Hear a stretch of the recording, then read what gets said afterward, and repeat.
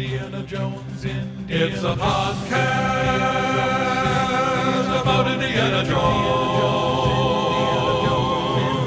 Every movie, 1 minute at a time. The Indiana Jones Minute. Welcome back to the Indiana Jones Minute. This is the show where we discuss the film Indiana Jones and the Dial of Destiny. 3 minutes at a time. It took me a second. My name is Tom Taylor. My name is Pete. Shoot him, Mummert. I'm the intern, Gerald Christopher Marcus Porter. And today we are here to discuss minutes 19 through 21. And these minutes begin with Weber and Indy crawling at each other on top of the train as it speeds through a tunnel. Weber eventually loses the lance that he's using and then seemingly remembers that he had a gun this whole time. He manages to pull it on Indy, but Indy whips it away, allowing Baz to grab it and finally shoot Weber. After a brief respite on top of the train, Indy and Baz are held at gunpoint by Fuller, but it's not long before he and the Antikythera are knocked from the train. Then, after failing to flag down help from the Allied planes, Indy, Baz, and the movie finally leap from the train to the river below. So I want to, in spite of my Dickie knee here, I feel like I'm going to maybe break the what is it, the fourth wall, the third wall, the fifth wall, whatever that wall is. I feel like I'm going to just mention that I thought it was very interesting that before we started recording, every single one of us said we have almost no notes. We have very little to say about what takes place in these 3 minutes.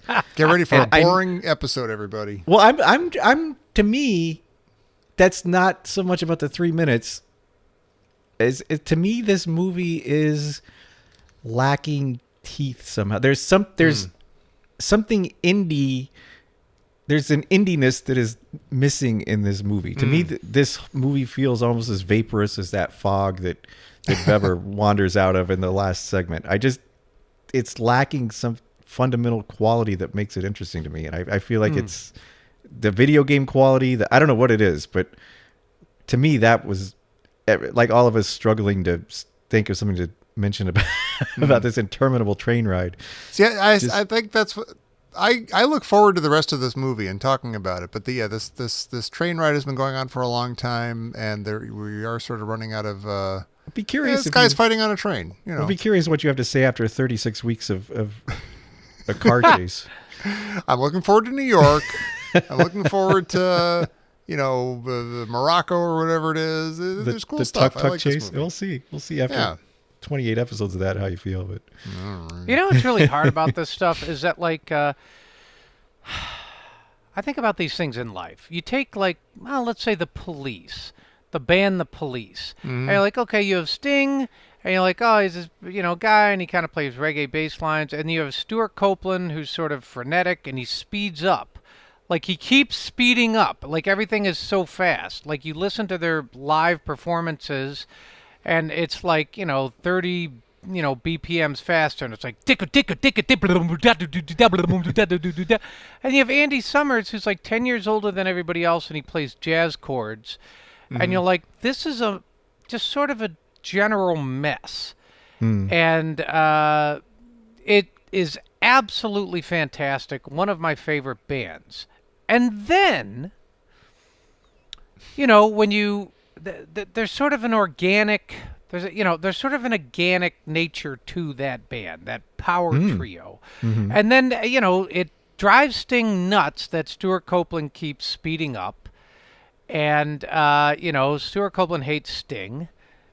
And so everybody goes their own separate ways. And then you have, like, Sting's solo career, and he gets, like, Vinnie Colaiuta on the drums and Omar Hakim and, like, Manu Katché, and it's, like, some of the greatest musicians who've ever lived, like Branford Marsalis and all this stuff. And I'm like, this is like an assemblage of really, really fantastic people, but I just don't see the there entirely. It's like everybody's really good. If you're gonna get Sting solo stuff stuck in my head, then I would much rather I know talk you're about you're the out train fight in the Dial of Destiny movie. There's like a thing. That, But I know, to yeah, I me, get what you're yeah, saying, that's what this feels like. It's like it's acted really well. There are some good lines. I kind of like Pete. You're talking about the nocturne, sort of etherealness of this whole opening sequence, which I actually really like. I do too, though. I don't think it feels like Indiana Jones. But for some reason, there's I can't put my finger. It doesn't have a. I don't know. There's a little bit of an organic kernel to it. I love that organic thing you mentioned, because to me, the one thing that kept coming up, like there's a line in this that we're going to get to later in this segment that to me just felt like it was somebody said we need a great quip, and then they just worked it to death in a committee. And I feel like this whole movie feels a little like it was just worked to death in a committee. Like, we can't be controversial, we can't do this, we have to do this, we have to please everybody, we have to do, and I feel like they just squeezed every bit of life out of this somehow. And I feel like as much as I had problems with Crystal Skull, it still had a spark of something that felt like Indiana Jones in it. Deep down, I felt like it had a lot of problems, and there were a lot of things I didn't like about it, but somehow it still felt like there were a lot of parts of it that felt like Indiana Jones. And to me, this movie doesn't feel like Indiana Jones. Well, one of the problems I have with these few minutes is it's kind of the classic Last Crusade thing versus Raiders, where you're like, there isn't a lot. The scene is cool. They're fighting on the train. It's actually riveting, and it's beautifully filmed. And, guys, I mean, it's cool. Guys like trying to stab at Indy with the Lance of Longinus, and you're like, and Baz like freaks out. He's like, "Rah!" It's like a horrible scream. He almost falls off the train. It's well done, but I don't like, the danger isn't palpable. I think, not to sound like an old man, but I do think that a lot of that has to do with, like, none of this is actually here. Like last week we were talking about the truck chase. The truck chase, there's trucks driving through the desert. That's what they took a camera, they went out into the desert, and they filmed trucks racing around in the desert. This is all fake. This is all in the computer. And even, like, our hero is not there. Our Indiana Jones is fake. I can't shake that. That is really weird, and it's really hard to get behind. And I think that's part of why I'm really excited to get out of the sequence and get to Old Man Indiana Jones. It's really him. I'll be interested to feel if the movie still feels like a video game to me after that. But you know what? It looks like a video game too. Yeah. The truck chase hurts. Yeah. It just hurts. It's like I said, you get sunburned, you're sweating, it's hot, it's dusty, and even there's a famous scene. He rides off on he chases it on a white horse, which is by all means like sort of ridiculous. Right. You know what I mean? It's very cartoonish. Hero and I on a white understand that. horse. Like, oh, perfect white horse that happens to be. And there's even a few scenes, like I remember there's that one scene where like Indy comes in and he kicks doesn't he kick the dad, the Nazi dad? Yeah. And I remember the guy leans right into Indy's boot. Yeah. It's totally a bizarre scene that's shot really strangely. and yet you just immediately forgive it. Mm-hmm. I 'Cause they're doing can't something awesome. really explain it. It's just sometimes even all the characters can be great. It can be directed well. It can be beautifully shot, but there's a kernel of some magic that maybe just isn't there. I find that somebody right up the street from me, I'm at the Baked Potato, which has like some of the greatest musicians in the world. And, sometimes it feels a little bit like an assemblage or a mosaic of, it's not that like individually the musicians are incredible. And then sometimes they get together and the show's like a really, really nice B+. With everybody individually is like an A+ on the instrument, but the show itself is like a really solid B+. Not necessarily making great music together. And then there's a band that a good friend of mine is in, and they're sort of on the instrument. They're not great. They're not really that good on the instrument, just sort of technically speaking. But they all get together, and they all start playing. And you're like, oh, I completely believe this. Mm-hmm. Yeah. I 100% believe this. I mean, she's speeding up, and they suck, and that person played the same bass line like for the last 4 songs in a row. It doesn't but I believe this. Yeah. I like that. Yeah. This minute does start off early with a scene that does make me happy a little bit, though. I will say that. Okay. Is when Weber pushes Indy up against the top of that tunnel. Yeah. And he scrapes along. That feels like the truck chase. And there's a great moment where Indy turns and looks at the ceiling like, "Are you kidding me?" Like it's Yes. a great Right. That feels like a little indie moment in the middle of a lot of stuff that doesn't to me, and I think that little part Yeah. is great. It reminded me too of your exact. I mean, of course, it's exactly like the truck chase. I didn't even think of that, but I was thinking of like Indy on the what is it, like the rock belt thing in Oh, yeah. Temple of Doom. Yeah. He's being dragged on that, Yeah. or something, and then his Yeah. dad is getting dragged on the treads of the tank. Yeah. Yeah. Like it, Yeah. it all felt like very much like that. So it's like a nice little, But then they indie ended it echo. on a really cool, to me, surprising thing is that Weber let go and Indy goes flying back because of the pressure against the top of the tunnel. Yeah. Like it's kind of Yeah. a cool thing. Like it's That a is pretty weird, cool. like bizarre, cool thing. It is. Right. That's nice. Why is Baz tries really hard to get the fake lance, Yeah. and I don't know why. D- Why does he he care? still believe that it's not fake? He either doesn't know what fake and reproduction mean, and so he doesn't know what Indy was talking about before, or he doesn't want to let go. Maybe he's reading this entire scene wrong. He thinks like Indy's a traitor. Like Indy picked Yeah. him up out of the chair and threatened him. Stop his being mean to me. He did just learn though, like in movie time, like maybe 2 minutes ago, that it was fake. So he might still be like It's an adjustment. kind of operating under the same original feeling that it wasn't fake. Well, Yeah. do you think that he needs to know himself? Like he's one of those guys He like might he doesn't be, trust yeah. Indy. Yeah, he has to find out. I mean, doesn't he lose his mind about this stuff? He does. I don't Yeah, know. yeah, I feel like Yeah. I'm like that. I do that all the time, and I feel like I'm being a jerk, and the people think I'm being a jerk. But really, I'm like, okay, I trust you and believe you. You just told me something, but I'm going to keep asking you about it, and I need to find out for myself. Yeah. Yeah. You know, you're saying that my keys are in the bowl over there, and I absolutely believe you. There's no reason why you'd lie to me about that, but I got to go across Yeah, the I room and still look in have the to- bowl yeah. and see my keys. Yeah, I know that feeling. Yeah. Because what you're saying doesn't quite make sense to me. Like, I don't think my Yeah. keys are actually there, but I know they're there because you told me they're there, but I have to see that they're there. That's good. Yeah. Yeah. Pete, have you ever had in your life a fake or a replica that you guarded? It was like one of your most prized possessions. Even though you knew it was a reproduction of, you know, Any sense of competency in my life? Well, can we count that? That counts.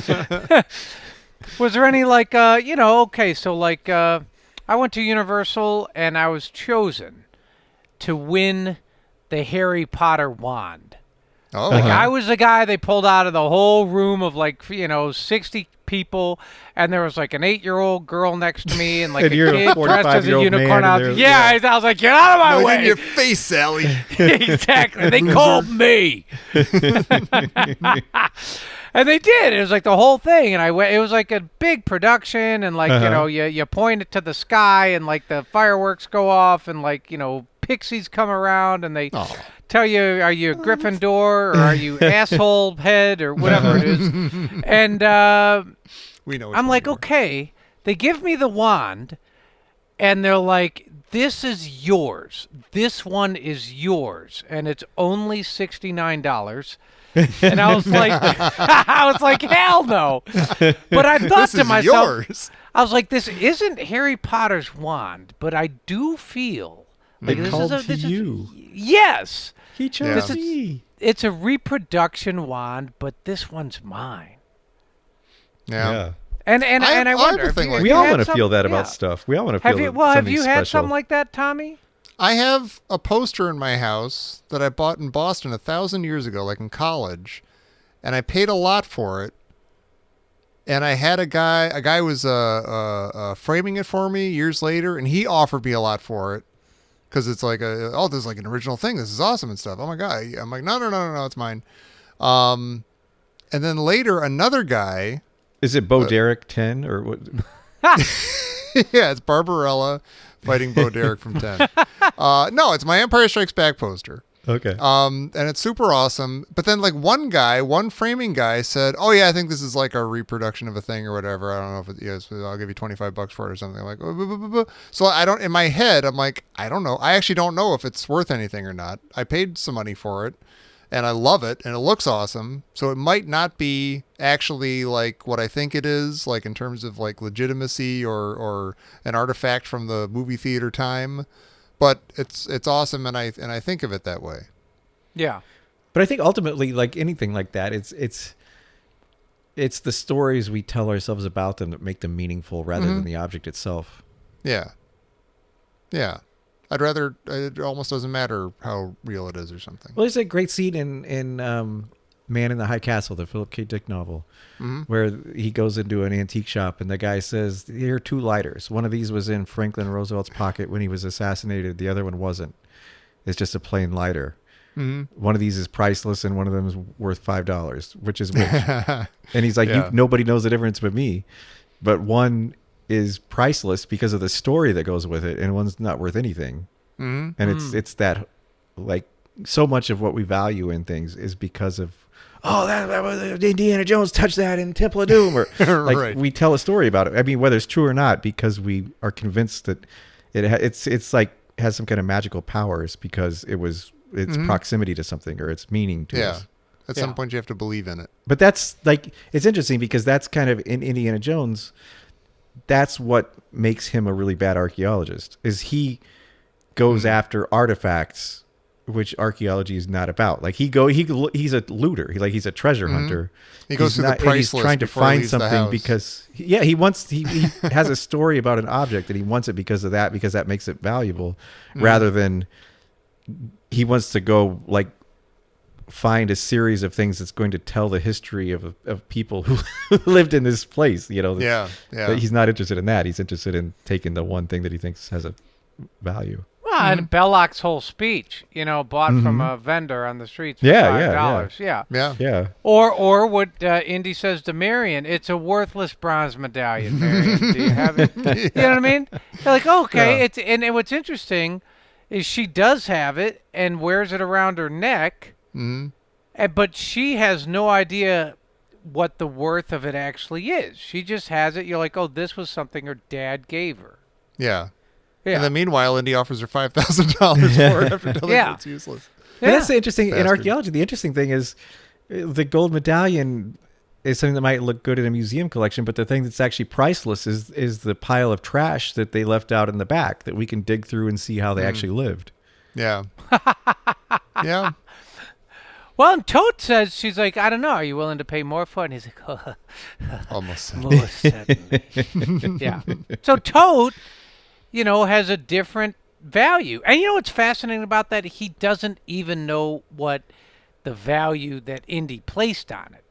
Whatever Indy placed on it, Toad is paying plus one. Yeah.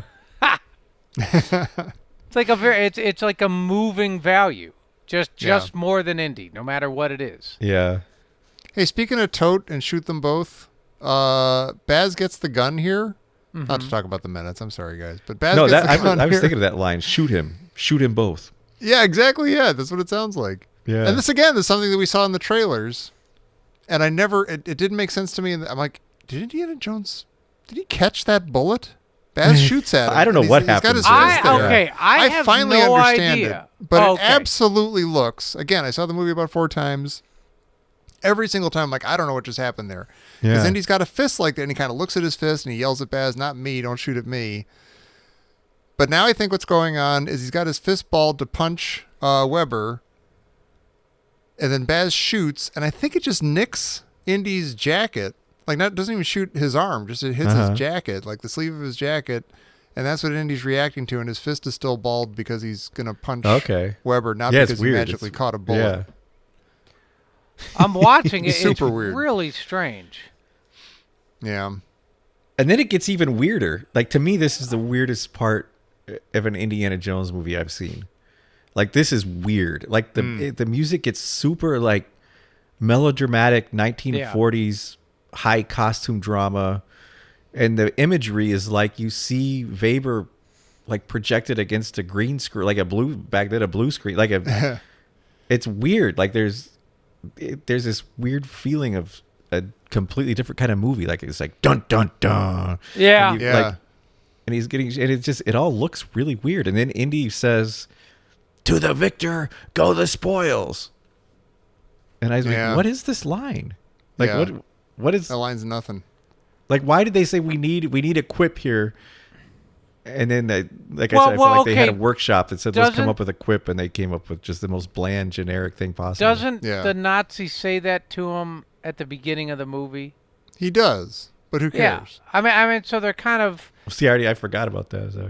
yeah. But it's still, it doesn't make any. You don't have to remember it or Yeah. not. It doesn't make any difference. It's a weak line, and what really bothers me about it is that moment is almost really cool. Like the way you're saying, Pete. It's like the music is getting weird and cool, and it Yeah. looks weird and cool. I like it. It doesn't and then he feel gets like an indie shot, movie, but yeah. and he's shocked, and he's looking around, and everything gets kind of quiet. yeah. And then you get the line, and then he just sort of falls off the train, and it's really quiet. If that had all happened without that line there, that might have been a really, really cool, weird moment. I like the quiet though, because it's like this Me too, weird, yeah. like, and it's like this quiet moment, and then Baz, you see the Baz like is really wrestling with. Wait, I just Yeah. shot a guy. I don't like this. To the point where What? Indy has to go over to him and like kind of take him by Yeah, the like hand pick him up and help him out Yeah. and stuff. And he doesn't even do the Pillsbury like. Woo. no, not this time. He treats him with the respect he deserves. But that is, I'm that I'm feeling like that's like another. Okay, period. You poke him in the belly, and this is what happens.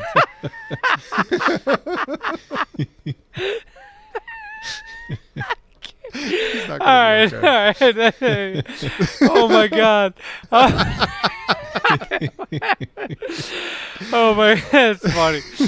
Well, they take out so. Okay, so the director makes you care about both of these characters, and interestingly enough, the one is the Nazi who they frame in a.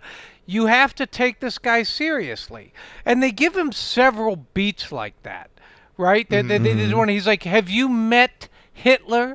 Right. You know what I mean? Like Yeah. they give Yeah. him, they make him, quote, the smart Nazi. Yeah. Like almost like if you met this guy outside of, the Third Reich, you'd kind of have a certain, you'd be like, oh yeah, whatever, we can hang Might out be a little pals. bit, play some backgammon or something. Yeah, they give him for a Nazi, in an Indiana Jones movie, he's there's a human component to him, Yeah. and they really Yeah. lean into that. yeah. When they stop, the guy's been shot, and they freeze it, and they give him a full 3 or 4 seconds Yeah. to contemplate his demise. Yeah. Like he cannot believe that the tables have been turned, which is Yeah. what that line is. Yeah. But Yeah. and then Baz, of course, who's inflicted this sort of irony, this ironic twist to his fate. They give them both a very ominous and portentous moment. And as you Yeah. said, Pete, the music. And then there's a close up. There's very much a bum bum bum on Yeah, it's Baz's weird. head. Like Yeah. you're looking right at his head. And I just you're sort of like, okay, why did they draw the Nazi this way? Especially since they kill him in the first 11 minutes or whatever. And then Baz, I kind of understand. They want Baz to be around, and they want, we're getting to know that guy. That's his character development. But why did they treat this Nazi that way? I don't think they're treating him like he's awesome. I mean, I think they're giving him enough stuff to make him an interesting character and make him Yeah. cool. And like, I like him as a character. I don't like him as a Nazi or a bad guy, but I like him as a guy. So it is. It's his death. Then is you're not in no way are you like, oh no, oh I'm Right, conflicted right. about the Nazi getting shot. But it's like a cool moment that he kind of deserves. That it's like a weird pause in the sound and everything, and then So he just falls you off. feel But to it. me- Like you Yeah, feel yeah. like something's. It's a conclusion of this vignette. And to as me, oh, go ahead, Pete. Well, to me, he gets a hero shot. Like he gets the chief villain of the movie shot. Like he gets Yeah. the coming out of like materializing out of the fog, and Yeah. then he gets this like the huge musical swell, like not a swell, but like the weird musical beat, and then you see him like Jerry said, like those 3 seconds of just contemplating his place in the universe after he's been shot. Like I feel like that's the grand denouement of the Yeah. movie that right there. Yeah. But wait a minute, I'm a Nazi?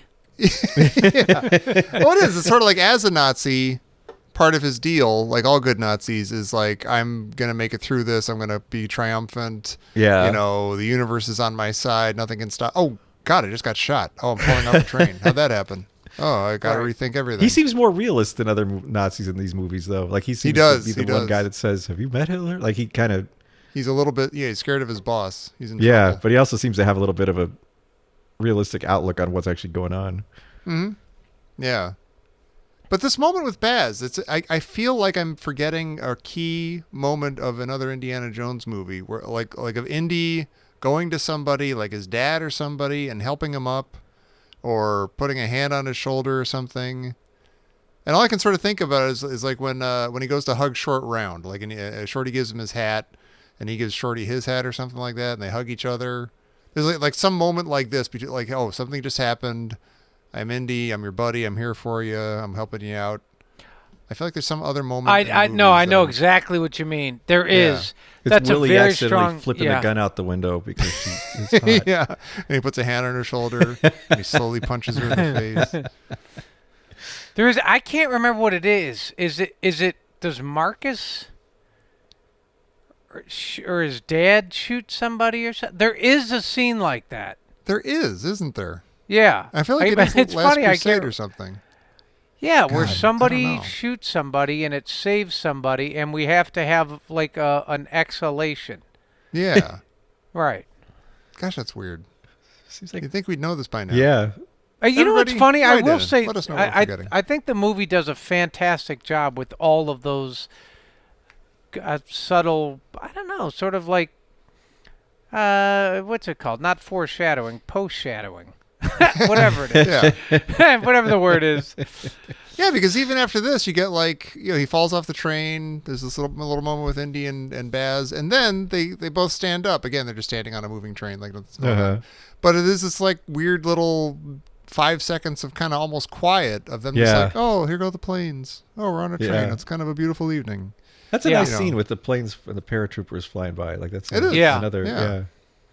I don't think- understand how Fuller lives through this scene. No, that's insane. No, that's insane. That's I Of don't, all the ways I to don't knock him off yeah. the train that would allow Yeah. him to appear later on, I think getting hit in the head with a steel pipe. at Well, even however when you many watch it miles an frame by hour. frame, that's like Yeah. 3 frames. Like it happens so he gets hit so hard by that He metal get- yeah. pipe in the There's head. no way that guy. You know Yeah. what? I would totally understand if he showed up and he was the bad guy and he didn't have a head. Or yeah, he had like half a metal face or something. Yeah. Yeah. Or Yeah, if he'd been no, the good yeah. guy before that and now he's the bad guy. Yeah. Yeah, just like you're like, okay, is he going to survive that? And you're like, I mean, 85% no. But if there's 50, like he's not going to just show up and have this sort of oil of Olay milk and skin. Like Yeah. he's going to have like a, some sort of insane Yeah. sewage grating all over his face. I mean, I don't remember. Did they even slightly kind of give him some sort of scarring or something? But it's like it's not don't enough. It's not remember. major. I at mean, all. you I feel like can't there might be have a little something. character get hit like the train's going 45 miles an hour, and Yeah. there's like an enormous heavy pipe Yeah. Mhm. that hits him you in the smack head. in the face. Yeah. Yeah. Yeah. And you're like, that guy is dead. He's Yeah. as dead as the Emperor in Star Wars. Yeah. Look how that happened. He's as dead as Obi-Wan Kenobi. Yes. Well, one thing that I don't like they do in Indiana Jones movies, they jump off the train into the river below, and there's this chaotic scene. There's, the plains, and it's blustery and cloudy, and the river's kind of got this whitewater rapid thing, Uh-huh. and, all the bombs dropped. And then they cut to the scene, and they're in the water, and it looks like they're in a bathtub. It's like a tranquil emerald pool. Yes, I'm not asking Yeah. for a lot. Just a little bit more water rough, just a little bit. And Because you know when you where look else? at that shot Yeah. when they're going over, like it's amazingly lucky where they land because there's Yes. swirling rocks Yeah. and eddies of They water almost all burn around this themselves one on little the spot. rocks. Yeah. Wow, Pete used the word eddies. Yeah, that's That's a pretty good good. word. I'm looking at it right now, and then they show, and it's like they're in Eddies a and Dickies. bathtub. And you know what? Where else do they do that? And it drove me nuts back then too. In Temple of Doom. Off the coast of Portugal. Oh, off the coast. That drove me nuts. Oh yeah, you hate Yeah. it. Yeah, it's like an enormous storm. Yeah. And then like they have Indy in like he's like a carnival water tank, and the hat Yeah. like floats up next to him. Yeah. And you're like, dude, it's like a massive storm. And there's an explosion. Yeah. How come there's nothing like that in Raiders? Is there nothing like that in Raiders? There's nothing like Man, it's God, that really looks fake. funny. Let's just all go put on Count Basie and let's eat some applesauce. They wouldn't have done that in Raiders. It makes In my me laugh. day, 1981. And as Pete says, like Toke can run out and go, oh, oh, oh, oh, oh, oh, oh, and I'm like, oh, that's great. That's great. Oh, that guy lands on the windshield and the truck chase goes, huh? Yeah, They that's sure laugh. fantastic. You talk about That's funny. They knew how to do it back then. Slapstick meant something. Whoop, whoop, whoop, whoop, whoop. But yeah, we're out of the train scene finally. It's been fun. It was a good, pretty solid sequence. It's got its problems, got its high points and Well, stuff. I'd be curious but, if, for me, last 3 minutes were not this episode, but the episode before today was the highlight of the movie for me. So I'll be curious if that lasts. that's interesting. We never really dug into that much. What was it? What was it about those? You had was just Indy and like- Baz together again. It was the and- beautiful like nocturne shot and the Sure. like Yeah. the materializing out of the fog, just the whole dreamlike, weird, surreal imagery of all of it. It just Mm-hmm. there's something very powerful about all that. But I am excited for these for the next part of the movie. Good. I think it's going to be fun. I'm sounding like I'm wrapping it up, even though we don't have to. Although we did say we have nothing to talk about. I feel like often at this point someone else has something to say, but I might be wrong. I don't. Do you? Well, do you? there's just the three of us, Pete. Pete, Who else do you? would- Do you like the shoot him? The shoot him seems. Indy doesn't seem very worried. That's all I'm saying. Well, Is Indy being lazy here? Well, listen. I do. I did like wonder the bull. if he could. Yeah. I wondered if he could have tried harder to get the gun He- himself instead it of kicking looks it a little across the like top of that. a train. Yeah. That where it could easily just go all the way over. He kicked it to Baz, right? Yeah, but I Yeah. mean, because I guess he couldn't get to it, but it seems like that's he's very Well, lucky it worked out the way it did. At the point he said shoot him, he didn't seem to be in a huge amount of distress either. No, he didn't at all. Like after he said it, he kind of starts choking him. But before, when he said it, it just seemed like he was in the middle of a kind of fairly normal, mundane fist fight. I think Wait, you that's know his what's- face. That's his weird fake face. I They think it didn't- might they be his didn't weird hit the, hit face, the danger slider on his Yeah. facial expressions. Maybe. 'Cause Although it just comes we have- across as like Indy's like lazy and doesn't want to fight the guy any longer. So Yeah. just shoot him. It is like Alex was saying. We need the scene from the Cairo marketplace. This is the scene from the Cairo marketplace. Indy's too lazy to fight him. Yeah. Let You know Baz what's do it. interesting is I really love that this Nazi is determined to kill Indy symbolically. He's choking him with his own bullwhip. That's weird. how have we gotten 5 movies in, and this is the first time somebody? This is the first time we see that. Yeah. Yeah. No, I thought about That's that. Is he impressive. not? Yeah, he's not. We do see Indy choke before, right? Yeah, he a guy chokes, tries to choke but- him in Temple of Doom, Right. and then he chokes that guy with his whip. He hangs Yeah. him basically on the fan. Yeah, from the But fan. Indy's getting choked by his own bullwhip. And Yeah, he almost that's got, disturbing. stabbed by the Lance of Longinus. Yeah. This guy's determined not to shoot him with just some run-of-the-mill weapon. If they were going to kill Indiana Jones in this movie, if this was going to be like that's how they handle his swan song, that he dies in the end, would it be fitting that he gets stabbed with a fake piece of antiquity? Like, would that be like somehow poetic and just? yeah, And he gets that's put awesome. like he gets put in like the Ripley's Believe It or Not wax museum, but they think that it's actually like they're like, oh, it's a kind of reverse ironic thing. They're like, oh, it's wax, and you're like, no, that's the real Indiana Jones cadaver. It's just like it belongs in a museum, and it's Yeah. just all a whole Belongs bunch in of the back House and of forth Wax. irony. I want a Chachapoyan worshiper to get him. Like I feel like sure. that, Yeah. that's the poetic justice he needs. Like after destroying these people's like operating church, That would have been kind of great if this whole movie had nothing to do with any of that. It's just doing its own thing, and then the last shot, this old man shows up and just hits him with like a blow dart. You're like, what the hell just happened? Oh my God! Is he from? Oh my God! They're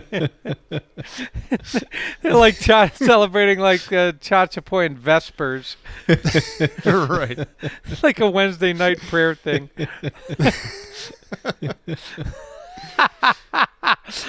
Well, Maybe that his can last only line mean could be, "I do speak Jovitos." we're having too much fun. Speaking of cut it Ovitos, Huh? this What? just in, coming in over the wire.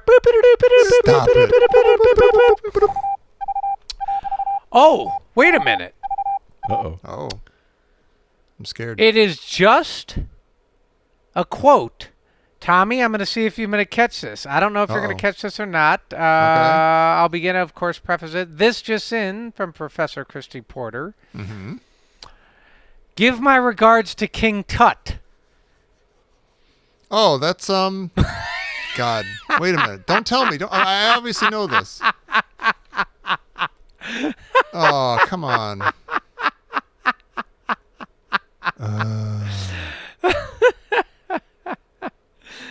I What know the what hell it is that? Wait, is it something you know? Yeah. Yeah, It it's something is. that I know. So it's not the Mummy. It's not the Mummy. Is it the Bengals? Is it? Okay. It's technically the quote is "Give my regards to King Tut, asshole." Yeah. Yes. If anybody knows that out there, if you're Oh, in for the Indiana crying Jones out and loud. the Everybody knows it. Everybody's Listeners yelling at me right Crusade. now. That's amazing. That's the It is first time I've amazing. come across Tom not knowing a quote. Is it I feel like it's Kurt Russell who says it. I wanted to be oh, Kurt there Russell you who says go. it. They go on, Is it? go on. Is it stupid Stargate? Oh my gosh! Ding ding ding ding ding ding ding! You got it. Are you dead serious? I'm It's Star- dead Okay, I have a serious. lot of questions. First of all, how the hell do I know that? Who cares about Stargate? I can't Second of believe all, you how do know that. you know that, Jerry? And how does your sister know that? No, I know that because I saw Stargate in the movie theater in what 1993, Who cares? and it was Kurt Russell. And it's the end of the movie. He says, "Give my regards to King Tut, asshole," and he's like, I don't know, he like kicks the Anubis back into time, and Anubis goes, "No, you." Yeah, whatever. And my God. the whole point is, you and I talked about that quite a bit. My sister and I talk about that, where it's like, oh, she knows. It's like there was an entire time in the 90s where no action movie could just end without some sort of Yeah. to the victors goes the spoils. Right. Give my regards to King Tut, asshole.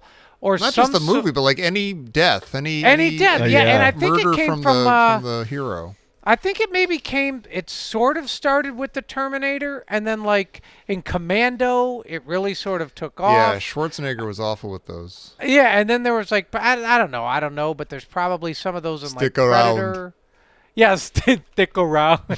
Exactly. It's a weird thing when you think about it. Like, not only are you killing somebody, but you want to make sure that their last thoughts are of how clever you are. Mm-hmm. And Or- if yeah. if you're killing a bad guy, a vicious guy who the audience has been rooting against this whole time, that's very satisfying and Yes. fun, and you want him to be belittled and shamed and feeling bad about himself when he dies. Question all Question- his, yeah, how all did I his get choices in life. But it's also a little goofy and a little forced a lot of the time. Well, it's funny though that Screw Professor you! That was funny when he drilled the guy in Total Recall. Screw you! And then he screwed him. Big screw. There must have been a bunch of those in like, what was it, The Running Man or any? I Yeah. mean, and it was just that Yeah. whole period. And yeah, Kurt Russell says, "Give my regards to King Tut." Yeah. I don't know. We just inspired your King Tut. He's not actually here. I can't relay that message. Is to that him. does that line feel like that to you? The to the It's got that sort of empty, like, yes, you thought this meant something, but it doesn't really kind of. No, to sense me, the it. King Tut thing's funny. Like, this isn't funny. Like, this is We are just having dumb. fun. Yeah. King Tut. Yeah. See, you said the King Tut line with glee because you think back about it. It's a funny, weird quip. Like this isn't that. Yeah. It's You not. know, It's- what's his name? I think Roger Moore has some of those too. I'm telling Oh, he's you, got a the bunch 80s of those. and the 90s. Oh yeah. Roger Moore Yeah. was cheesy with him. Yeah. Yeah. I can't think of one. I can't Everybody, think of one, but please weigh in on the Listener's Yeah. Crusade and let us know what your favorite Roger Moore or Arnold Schwarzenegger Mark quip Campbell Or- is screaming at his phone right now. is. He is. or he Kurt is. Russell, Coupe de Gracie. All right, fellas. For three people with nothing to say, we've said a lot. Congratulations to us all. And congratulations to you out there for getting to listen to this. We will be back next week, and we hope you will be too, for the next 3 minutes of Dial of Destiny here on the good old Indiana Jones Minute.